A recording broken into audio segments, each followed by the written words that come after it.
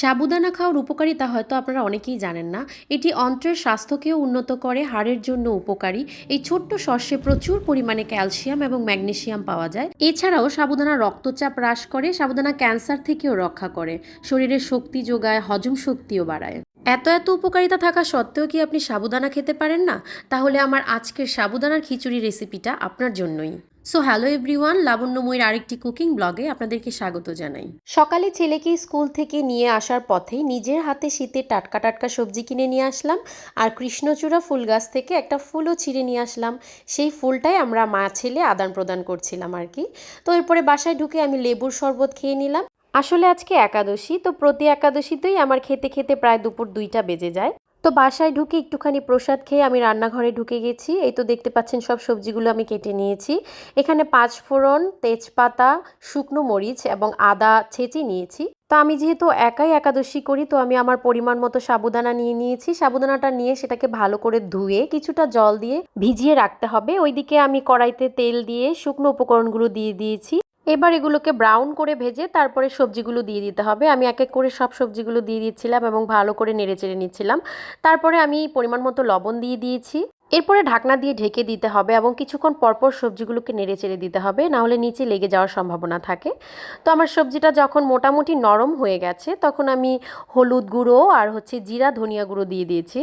এরপরে আমি ভিডিওর প্রথমেই যে দেখিয়েছিলাম আদা আর জিরা একসাথে ব্লেন্ড করে নিয়েছিলাম, তো সেই আদা জিরার পেস্টটাও দিয়ে দিচ্ছি। তারপরে আমি আবার ভালো করে সবজিগুলোকে নেড়েচেড়ে নিব। যখন দেখব যে এরকম তেলটা মোটামুটি ভেসে উঠেছে, তখনই আমি আমার সাবুদানাগুলো দিয়ে দিব।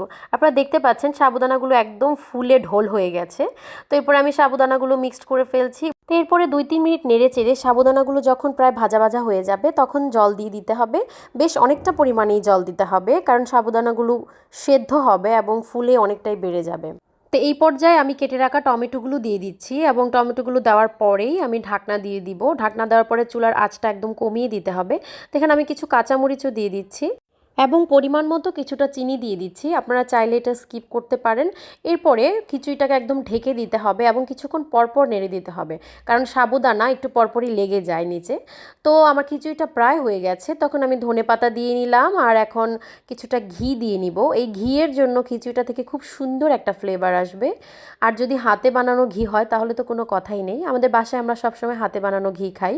আসলে একাদশী মানেই আমাকে সাবুদানার খিচুড়ি খেতে হবে। আমি নর্মালি সাবুদানা খেতে পারি না। অনেকে আছে দুধ কলা দিয়ে মেখে খায়, সেভাবে আমি খেতে পারি না। তো আমার জন্য মনে হয় যে খিচুড়িটাই বেস্ট। এবং আপনারা যারা এখনও সাবুদানার খিচুড়ি ট্রাই করেননি, ট্রাস্ট মি, প্লিজ এটা একটু ট্রাই করে দেখবেন। এত মজা এটা, আপনি না খেলে বুঝতে পারবেন না। এবং শুধু যে একাদশী হলেই খেতে হবে এমনটা কিন্তু নয়, সাবুদানার অনেক অনেক উপকারিতা আছে, আমি ভিডিওর শুরুতেই বলে দিয়েছি।